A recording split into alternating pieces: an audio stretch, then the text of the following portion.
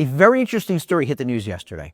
In the 5th round of the Major League Baseball amateur draft, the New York Yankees selected University of Utah shortstop Core Jackson, who has a bit of a checkered past. In his freshman year in college, Jackson drew a swastika on the dorm room door of a fellow student who was Jewish. His defense was, "I was blackout drunk. I didn't know what I was doing. I don't have any recollection of it. I didn't even know that that room had a Jewish student in it." Not the most convincing defense. His agent, when he found out about this, considered dropping him, and then he reconsidered. Told Jackson, "I'll continue to represent you on 2 conditions. Number 1, you have to call every team in Major League Baseball and tell them what happened so that the vetting process can be transparent, so they can ask you about it." Jackson agreed. Number 2, you have to get educated. You have to realize why what you did was so outrageous. And so his agent reached out to the coach of the Yeshiva University basketball team, who found a non-Jewish graduate student at Yeshiva University in Holocaust studies, who put together an intensive 5-week program to educate Jackson so that he'd understand why it was so outrageous. And Jackson took the educational process seriously. The Yankees player personnel people said that they never spent more time vetting a potential draftee than they did before selecting Jackson. Think about it. The Yankees have many high-ranking Jewish executives. And more importantly, they probably have more Jewish fans than any team in a major professional sport. The Yankees satisfied themselves that he was contrite.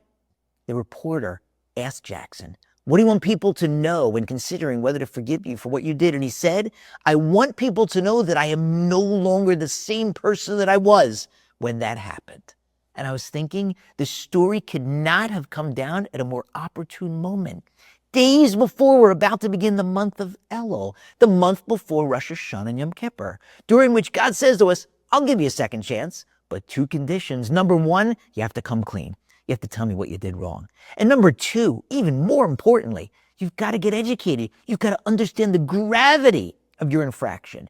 Every single one of us, undoubtedly, over the course of the past year, has done something, or perhaps many things, that are utterly indefensible in our religious and spiritual lives. Of course, we have defenses. I was blackout drunk.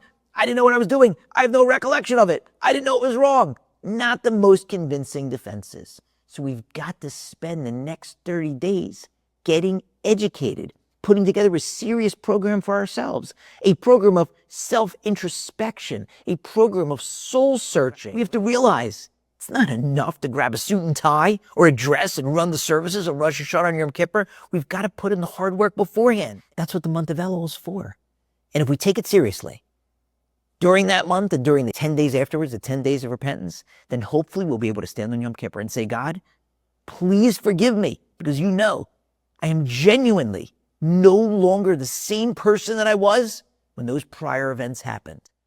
So let's get to work this coming month.